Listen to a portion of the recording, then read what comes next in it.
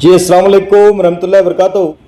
नाजरीन, हदगांव के mob lynching मामले में एक बहुत अहम पेशरफ्त हुई है, जहां तमाम 7 मुलजिमान को गिरफ्तार कर लिया गया है। साथ ही इन पर 307 की दफ़ा भी लगाई गई है। इस मामले में मजलिस इत्तेहादुल मुस्लिमीन के सीनियर लीडर सैयद मोइन साहब की कारकर्दगी बहुत नुमाया रही है। खबर कुछ इस तरह है, पिछले दिनों हदगांव से एक नहायत अफसोसनाक और तशवीशनाक वाक़या सामने आया था, जहां एक मुस्लिम नौजवान सद्दाम पर मुबैना तौर पर गौरक्षकों ने जानलेवा हमला किया। ये वाक़या उस वक्त पेश आया जब सद्दाम अपनी गाड़ी में सेब लेकर जा रहे थे, लेकिन कुछ शरपसंद अनासिर ने गाड़ी में बीफ होने का इल्ज़ाम लगाकर इन्हें रास्ते में रोक लिया। याद रहे कि गाड़ी के ड्राइवर एक क्रिश्चियन थे और ये सद्दाम एक मुस्लिम क्लीनर थे। गौरक्षकों ने इन्हें नाम पूछा और फिर हथियारों से इन पर हमला कर दिया। इस हमले में सद्दाम शदीद ज़ख्मी हो गए, जिन्हें फौरी तौर पर नांदेड़ के यशोसै अस्पताल में दाखिल कराया गया।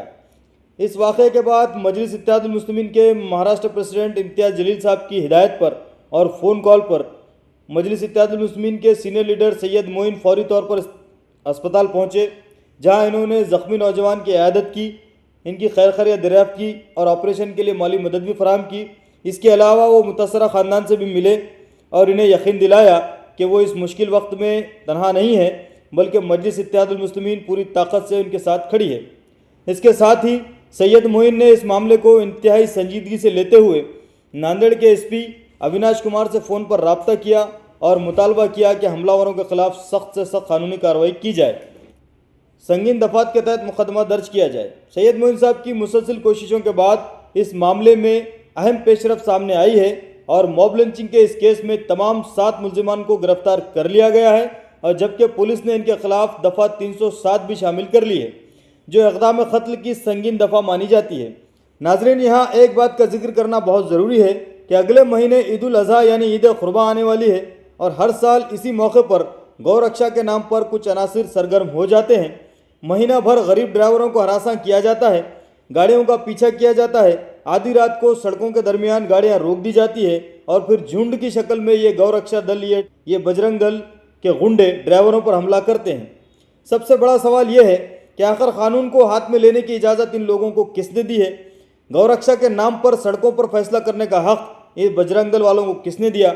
अगर पुलिस और इंतज़ामिया अपनी जिम्मेदारी ईमानदारी से अदा करे और इस ऐसे शरपसंद अनासिर के खिलाफ फौरी और सख्त कार्रवाई करे, तो ऐसे मामलात को बहुत हद तक रोका जा सकता है। याद रहे कि जिस बीफ के नाम पर ये गौरक्षा वाले और ये बजरंग दल के लोग इतना हंगामा करते हैं, इन्हें अच्छी तरह मालूम है कि भारत दुनिया में बीफ एक्सपोर्ट करने वाले बड़े ममालिक में शामिल है, और ये भी एक हकीकत है कि भारत में जितनी बड़ी बीफ कंपनियां काम कर रही हैं, वो सब की सब हिंदू चलाते हैं। बड़े कारोबारी इदारों के खिलाफ कभी ऐसी मुहिम नज़र नहीं आती। सवाल ये है कि ये लोग बड़ी कंपनियों के खिलाफ आवाज़ क्यों नहीं उठाते, और ये बजरंग दल वाले, ये गौरक्षा वाले इन कंपनियों को बंद करवाने के लिए सड़कों पर क्यों नहीं आते? सिर्फ गरीब ड्राइवर, मजदूर और कमज़ोर लोग ही इनका निशाना क्यों बनते हैं? आखिर कब तक गौरक्षा के नाम पर ये गौरक्षा दल वाले, ये बजरंग दल वाले सड़कों पर हंगामा करते रहेंगे? बहरहाल, हदगांव के इस मामले में सैयद मोइन ने वाज़ेह कहा है कि इस वाक़े में शामिल किसी भी शख्स को बख्शा नहीं जाएगा और तमाम कसूरवारों को कानून के दायरे में लाकर सख्त सज़ा दिलवाई जाएगी।